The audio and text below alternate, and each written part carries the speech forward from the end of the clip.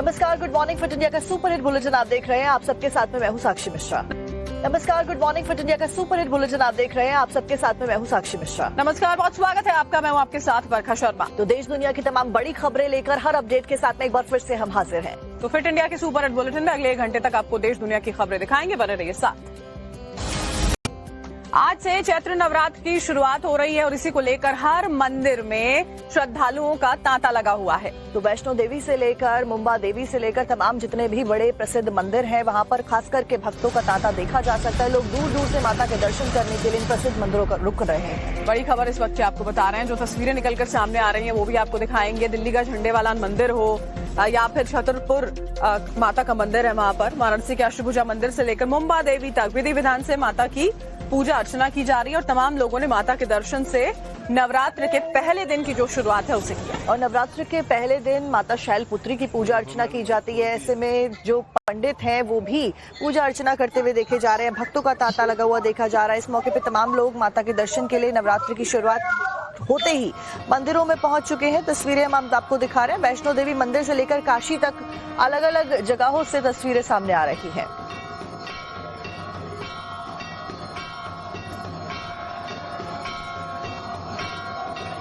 और शिवानी हमारे साथ में, हमारी सहयोगी कालका जी मंदिर दिल्ली से जुड़ गई है। शिवानी, क्या कुछ तस्वीरें एक बार दिखाइए। आज पहला दिन और माता शैलपुत्री की पूजा अर्चना।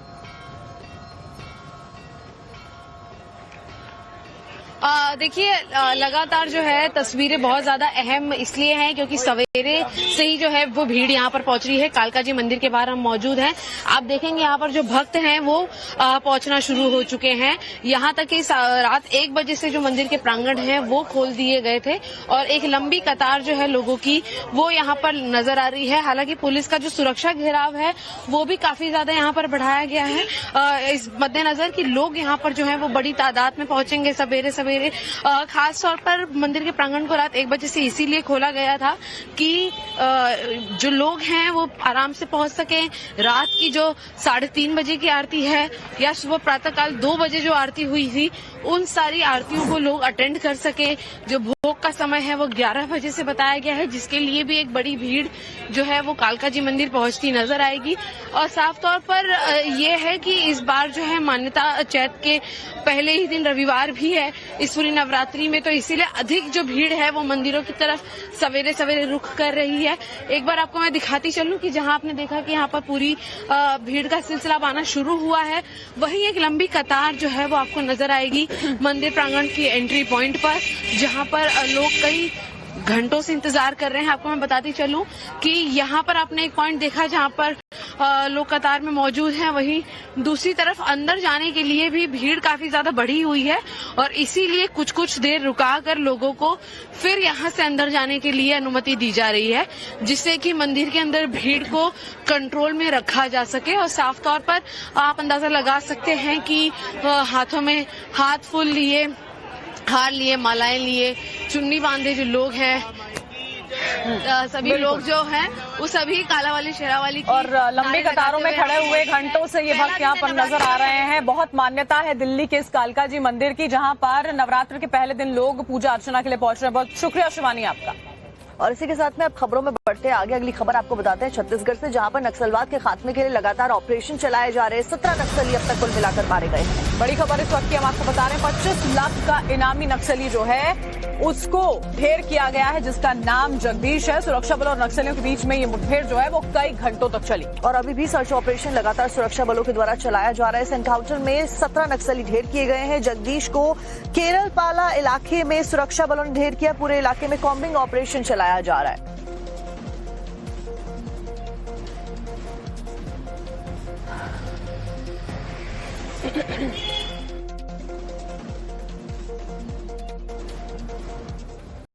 और बड़ी खबर आपको बता दें, आज प्रधानमंत्री नरेंद्र मोदी नागपुर दौरे पर जाने वाले हैं। आपको बता दें, इससे पहले नागपुर को पूरी तरह से सजाया गया है।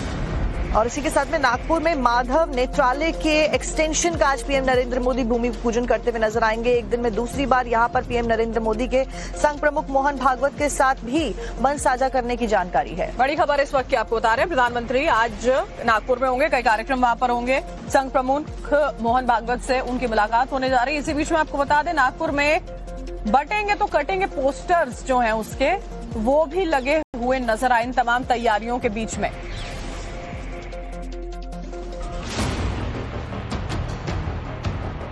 कुछ ही घंटे बाकी हैं।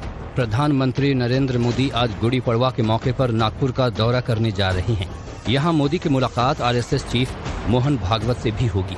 पीएम का ये दौरा कई मायनों में अहम है। ये सिर्फ एक औपचारिक यात्रा नहीं है, बल्कि इसे सरकार और संघ के बीच भविष्य में बढ़ते तालमेल के रूप में भी देखा जा रहा है।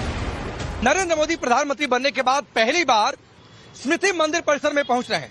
यहाँ पर वो पुष्पांजलि अर्पित करेंगे और यहाँ पर संदेश भी कई सारे दिए जा रहे हैं। मैं आपको दिखाता हूँ किस तरीके से कई सारे पोस्टर्स। पहले तो आप ये देखिए किस तरीके से इस चौराहे को सजाया गया है। प्रधानमंत्री मोदी के आगमन के मद्देनजर कई सारे पोस्टर्स हैं, भगवा ध्वज है, भारतीय जनता पार्टी के झंडे हैं, प्रधानमंत्री मोदी की बड़ी बड़ी तस्वीर है और इस तरीके से इस द्वार को भी सजाया गया है। आप ये देखिए भगवा वस्त्र भी लगाए गए हैं यहाँ पर।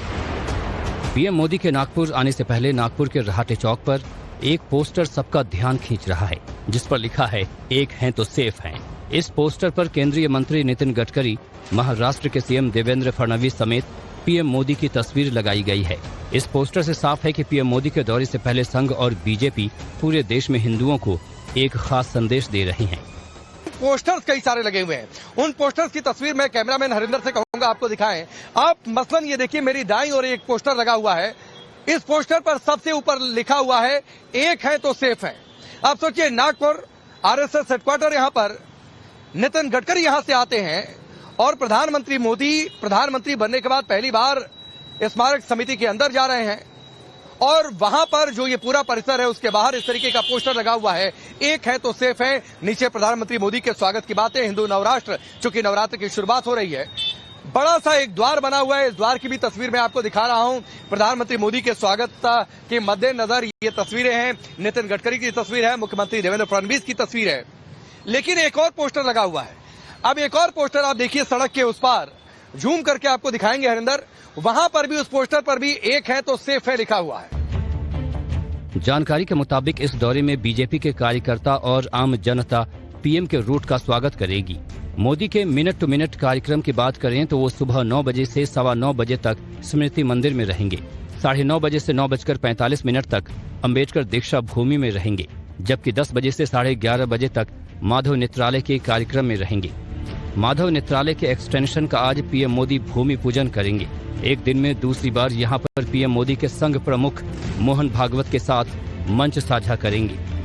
सबसे आखिर में प्रधानमंत्री नरेंद्र मोदी यहाँ पर आने वाले हैं। आप देखिए ये माधव नेत्रालय है और ये आई का हॉस्पिटल है, लेकिन इसी का एक्सटेंशन और रिसर्च विंग जो है कल उसका भूमि पूजन है, जहाँ पर प्रधानमंत्री नरेंद्र मोदी आने वाले हैं। ये आप पंडाल देख सकते हैं। इसी पंडाल में प्रधानमंत्री नरेंद्र मोदी एक जनसभा को भी संबोधित करने वाले हैं। तैयारियां जो है वो अपने अंतिम रूप में है। सिक्योरिटी यहाँ पर बढ़ा दी गई है। अभी फिलहाल अंदर जाने की अनुमति नहीं है, लेकिन प्राइम मिनिस्टर जो है वो यहाँ पर एक गैदरिंग को एड्रेस करेंगे। इसके साथ ही देखिए the blind relief association Nagpur परिसर है, इसके अंदर जितने भी आई केयर और आई से जुड़ी हुई फैसिलिटी पहले से मौजूद है, लेकिन इसका एक्सटेंशन जो है वो प्रधानमंत्री नरेंद्र मोदी के द्वारा यहाँ पर इनॉग्रेट किया जाएगा। पीएम मोदी के नागपुर दौरे से पहले कांग्रेस इसको लेकर हमलावर है और पीएम मोदी के इस दौरे को संघ की विचारधारा में बदलाव से जोड़कर देख रही है। सवाल रहा कि अगर मोदी साहब जा रहे और परसों के दिन जो उन्होंने सौगादे मोदी जो शुरू किया है, तो इसका मतलब कि आरएसएस का विचारधारा में कुछ बदल होगा। जो 100 साल में विभाजन की बात होती थी, अब जोड़ने की बात आगे हो और देश खुशहाली से आगे बढ़े, ये हम अपेक्षा रखेंगे। इससे ज्यादा क्या है। पीएम ऐसे समय में ये दौरा करेंगे जब गुड़ी पड़वा उत्सव के अवसर पर राष्ट्रीय स्वयंसेवक संघ के समारोह का आयोजन किया जाएगा। पीएम मोदी स्मृति मंदिर भी जाएंगे और आरएसएस के संस्थापकों को श्रद्धांजलि अर्पित करेंगे। आपको बता दें कि आरएसएस अपना शताब्दी वर्ष मना रहा है। इस दौरान प्रधानमंत्री मोदी का डॉक्टर हेडगेवार स्मृति मंदिर पहुंचना पूरे देश में चर्चा का विषय है।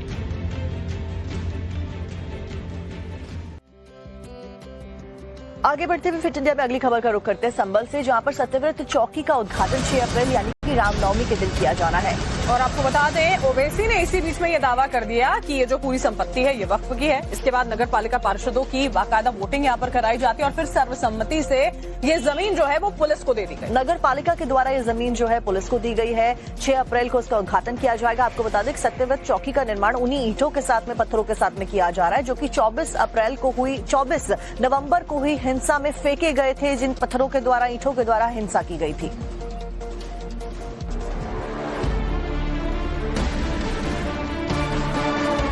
यूपी के संभल में जामा मस्जिद के सामने बन रही सत्यव्रत पुलिस चौकी का उद्घाटन 6 अप्रैल को रामनवमी के दिन होगा। इससे पहले इस पुलिस चौकी की जमीन को लेकर विवाद खड़ा हो गया था, जब एआईएमआईएम के अध्यक्ष ने चौकी की जमीन को वक्फ का बता दिया था, जिसके बाद नगर पालिका की बैठक की गई और इस जमीन को नगर पालिका ने पुलिस के हवाले कर दिया। जिस सत्यव्रत चौकी को लेकर बड़ा राजनीतिक घमासान देखने को मिला, आज वो जमीन निर्विवाद तरीके से संभल पुलिस को नगर पालिका से ट्रांसफर कर दी गई है। और सबसे कमाल की बात ये रही कि नगर पालिका के जो चेयरमैन हैं वो एआईएमआईएम पार्टी से ताल्लुकात रखते हैं। वो एमआईएम पार्टी जिसके राष्ट्रीय अध्यक्ष असदुद्दीन ओवैसी ने सत्यव्रत चौकी की इस जमीन को वक्फ की जमीन बता दी थी।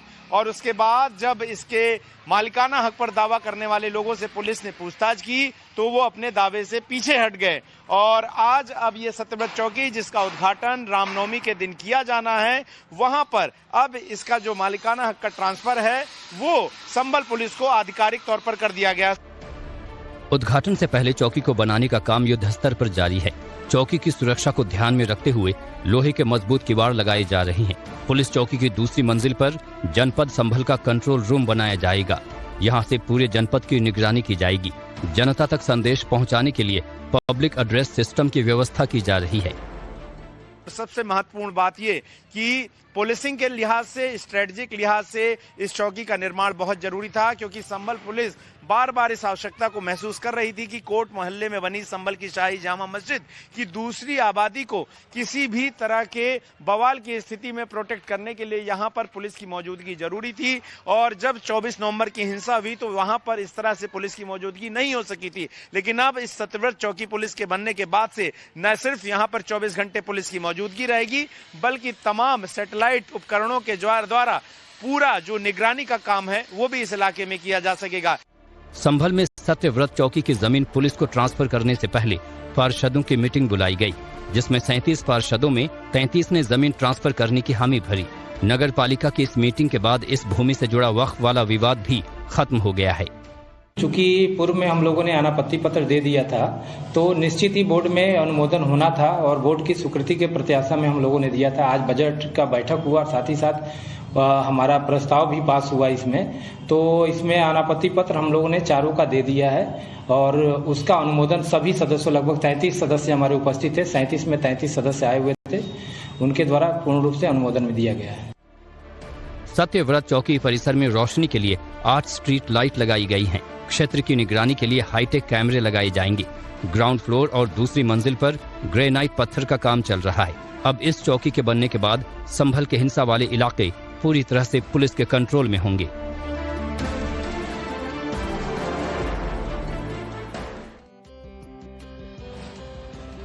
और अगली खबर हरिद्वार से है, जहां पर पुलिस और बदमाशों के बीच में मुठभेड़ हुई है। मुठभेड़ के बाद में 2 बदमाश गिरफ्तार किए गए और 5 फरार होने में कामयाब रहे। ये बताया जा रहा है कि ये बदमाश हत्या को अंजाम देने के मंशा से यहाँ पर आए थे, लेकिन उसी दौरान पुलिस ने इनका पीछा किया, जिसके बाद एनकाउंटर हुआ और 5 बदमाश हालांकि वहां से भागने में सक्षम रहे, जिसके बाद मौके पर फायरिंग भी की गई है। पुलिस को देखते ही बदमाश वहां से भागने लगे। बड़ी खबर इस वक्त की आपको बता रहे हैं, पुलिस ने जवाबी कार्रवाई की थी जब ये बदमाश वहां से भागने की कोशिश कर रहे थे और इस फायरिंग में एक बदमाश के पैर में गोली भी लगी है।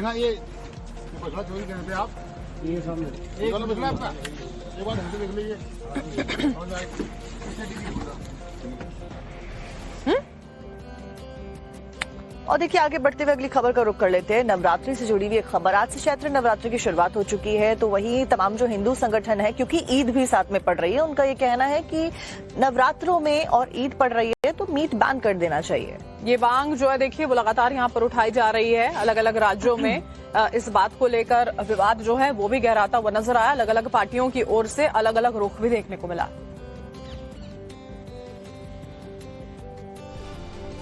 किसी के लिए आस्था का लिहाज है तो किसी के लिए महज फसाद है। किसी को भाईचारे की आस है तो किसी की नजरों में फसानाई विवाद है। बहुत तेरे ऐसे हैं जो नवरात्रि में मीट बैन के सपोर्ट में हैं, मगर कईयों को इस पर ऐतराज है। गोश्त तो लेने वाले सभी धर्म के लोग होते हैं, सभी जातियों के लोग होते हैं। नवरात्र में मीट पर पाबंदी लगती है तो इससे मुसलमानों को कोई तकलीफ नहीं होगी। मीट की दुकान से क्या परेशानी है? मीट बिक रहा है अपने घर, कोई आपसे थोड़ी करेंगे आप खाइए, दुकान खुली हुई है हमारे पास आकर, आप भाई आपका त्योहार आप मनाइए। अगर कोई 10 दिन मीट नहीं खाएगा तो क्या फर्क पड़ रहा है? ना खाओ, दाल रोटी खा लो, कौन से कोई उसके ऊपर पाबंदी थोड़ी ना है कि हमें खाना ही खाना है। ईद का भी ध्यान रखा जाए, थोड़ा सा ईद भी करीब में है, ईद के बाद तो वैसे भी दुकानें बंद हो जाती हैं ज़्यादातर, और अगर प्रशासन का कोई आदेश आएगा तो उसको मानना पड़ेगा। आस्था के लिए कर रहे हैं तो वो तो मांग सही है। आस्था का सबका ख्याल रखना चाहिए, सबकी आस्था होती है, ईद पे भी होती है और नवरात्रे पे भी होती है। वैसे तो नहीं होना चाहिए, दूसरे समुदाय का भी ख्याल रखना चाहिए। ईद का त्यौहार है, उसको मद्देनजर रखते हुए, और रहा शासन का अगर ऐसा कोई आदेश आएगा तो हम लोग उसको फॉलो करेंगे।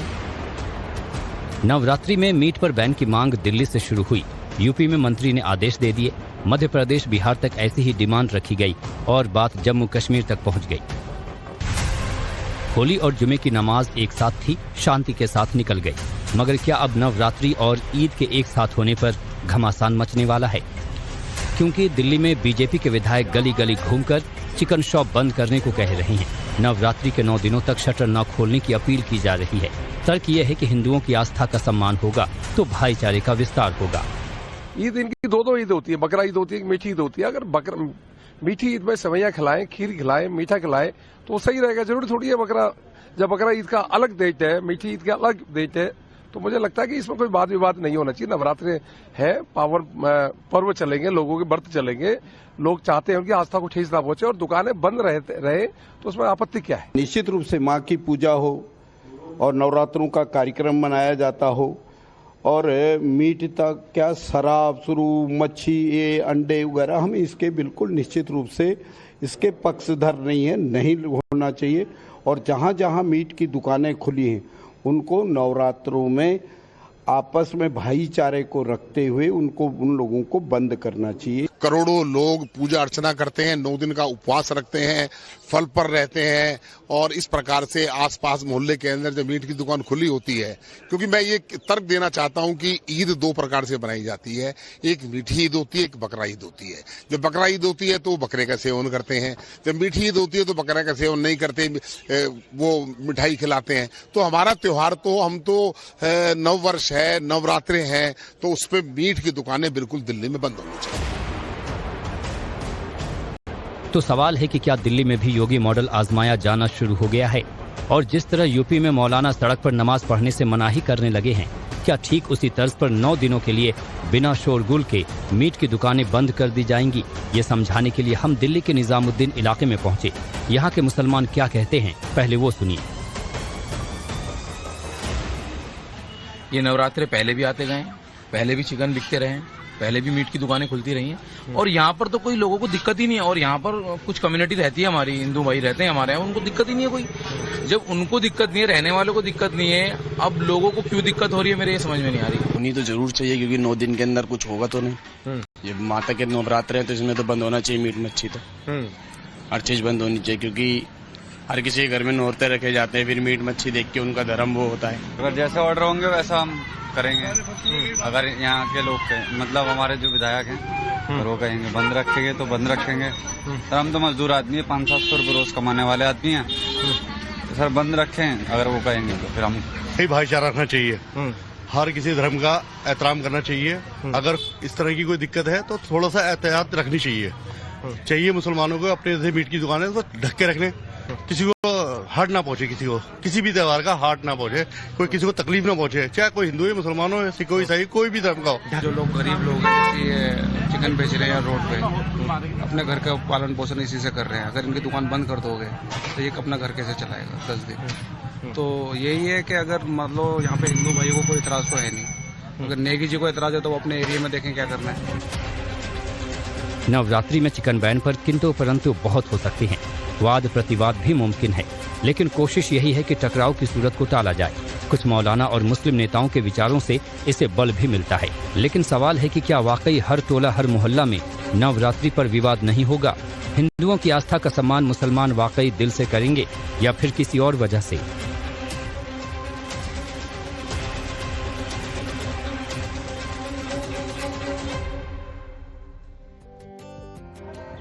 और बड़ी खबर आपको बता दें, आज गृह मंत्री अमित शाह के बिहार दौरे का दूसरा दिन है और बिहार विधानसभा चुनाव को लेकर सीट शेयरिंग पर आज चर्चा संभव है। मुख्यमंत्री नीतीश कुमार के साथ में कहा जा रहा है कि गृह मंत्री अमित शाह चर्चा करने वाले हैं। दोनों के बीच में मीटिंग होने वाली है क्योंकि चुनाव बेहद नजदीक है बिहार में। ऐसे में उसको लेकर रणनीति, सीट शेयरिंग का फॉर्मूला तय किया जा सकता है दोनों के बीच में। कल देखिए गृह मंत्री अमित शाह जो है पटना पहुंचे थे। बीजेपी के नेताओं की ओर से भव्य स्वागत उनका किया गया था। महत्वपूर्ण ये दौरा इस लिहाज से कि विधानसभा चुनावों को लेकर सीट शेयरिंग जो है उसको लेकर चर्चा संभव। केंद्रीय गृह मंत्री अमित शाह 2 दिनों के लिए बिहार दौरे पर हैं। अमित शाह ने पटना बीजेपी कार्यालय में कार्यकर्ताओं को संबोधित किया। इस दौरान कई फैसले लिए गए, जिसमें बिहार बीजेपी ने 6 अप्रैल को स्थापना दिवस और 14 अप्रैल को अंबेडकर जयंती भव्य तरीके से मनाने की योजना बनाई है। इसको लेकर अमित शाह ने देर रात तक बीजेपी कोर कमेटी के नेताओं के साथ बैठक की। बिहार विधानसभा चुनाव में अभी भले ही कुछ वक्त हो, लेकिन बीजेपी ने अपना सियासी आगाज कर दिया है। बीजेपी के चाणक्य कहे जाने वाले केंद्रीय गृह मंत्री अमित शाह ने कमान संभाल ली है और आज वो 2 दिवसीय दौरे पर पटना पहुंचे और इस दौरान उन्होंने सबसे पहले पटना के इसी बीजेपी मुख्यालय में बिहार के जो सभी सांसद हैं, विधायक हैं और पार्टी के जो आला नेता हैं उनके साथ एक महत्वपूर्ण बैठक की। 1 घंटे तक ये बैठक चली और इस दौरान चुनाव के दौरान किन मुद्दों के आधार पर पार्टी जनता के बीच में जाना है, इसको लेकर जो है वो मंत्रणा की गई कि खासतौर से जो जीत का एक रिकॉर्ड है जो देश के अलग अलग राज्यों में बीजेपी बनाती आई है उसको यहाँ पर भी दोहराना है। उन्होंने साफ तौर पे कहा कि बूथ जो मैनेजमेंट है उसको और मजबूत करने की जरूरत है। बिहार में आज गृह मंत्री गोपालगंज में एक जनसभा को संबोधित करेंगे। उसके बाद सीएम हाउस में अमित शाह एनडीए के दलों के साथ बैठक करेंगे। इस मीटिंग की मेजबानी बिहार के सीएम नीतीश कुमार करेंगे। इस मीटिंग में चिराग पासवान के साथ साथ जीतन राम मांझी भी मौजूद रहेंगे। बताया जा रहा है कि इस बैठक में सीट शेयरिंग को लेकर चर्चा हो सकती है। अमित शाह जी के आने से बिहार में धड़कन तेज हो जाती है विपक्षियों की। उनको मालूम है अमित शाह जी आएंगे तो बिहार में इस बार 200 के पार सीट कराएंगे। एनडीए की कल अहम बैठक भी होने जा रही है, सीट शेयरिंग को लेकर भी बात होगी। क्या क्या वो मुद्दे होंगे, कौन कौन से? वो अभी तो पार्टी पदाधिकारी की बैठक है, फिर कोर ग्रुप की बैठक है, फिर कल 2 कार्यक्रम है, गोपालगंज की रैली है, उसके बाद एनडीए कार्यालय में भी एनडीए नेताओं के साथ भी बात होगी। देर रात तक चली बैठक में गृह मंत्री शाह ने बीजेपी के कार्यकर्ताओं को कई तरह के निर्देश दिए। इस दौरान कार्यकर्ताओं को तिरंगा झंडा फहराने, सेल्फी लेने और सोशल मीडिया पर सेल्फी साझा करने को भी कहा गया। शाह की तरफ से ये भी निर्देश दिया गया कि चुनाव कार्यकर्ता बनकर लड़ना है, न कि मंत्री और विधायक बनकर। और से बड़ी खबर है जहां पर भीषण सड़क हादसा हो गया है। आगरा लखनऊ एक्सप्रेसवे पर यह हादसा पेश आया। दरअसल एक बस का अचानक से टायर फट गया, जिसकी वजह से बस अनियंत्रित होकर पलट जाती है। इस पूरे घटनाक्रम में 55 लोग घायल हुए, 1 शख्स की मौत हो गई, 4 लोग गंभीर रूप से घायल बताए जा रहे हैं। बड़ी खबर आपको बता रहे हैं, श्रद्धालुओं से भरी ये बस जो है वो खाई में जा गिरी। लखनऊ की ओर जा रही थी आगरा से। एक व्यक्ति की इसमें जान चली गई है, 55 लोग जख्मी हुए हैं, जिनमें 4 लोग गंभीर स्थिति में हैं। जैसे ये घटना होती है, हादसा होता है, तुरंत आनंद फानंद में अस्पताल तमाम जो घायल थे, जो लोग थे, उनको लेकर जाया गया, जहां पर 4 जो लोग हैं वो गंभीर रूप से घायल बताए गए। 1 शख्स की मौत की पुष्टि की गई है। 55 लोगों के घायल होने की जानकारी इस पूरे हादसे में।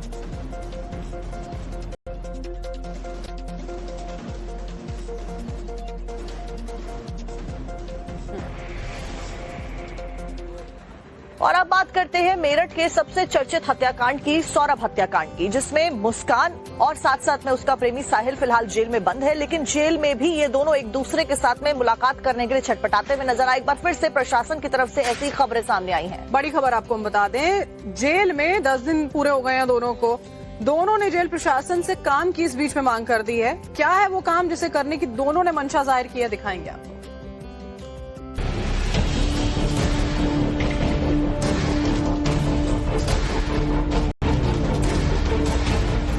मेरठ की जेल से सौरभ हत्याकांड का बड़ा अपडेट सामने आया है। सौरभ की कातिल बीवी मुस्कान ने जेल में सिलाई सीखने की गुहार लगाई है, तो साथ ही मुस्कान के प्रेमी साहिल ने जेल प्रशासन से खेती के गुर सिखाने की मांग की है। दोनों से जेल प्रशासन ने काम सीखने को लेकर पूछा था। ऐसे में अब मुस्कान सिलाई सीखेगी तो वहीं उसका प्रेमी साहिल सब्जियां उगाएगा, क्योंकि दोनों को जेल में 10 दिन पूरे हो चुके हैं।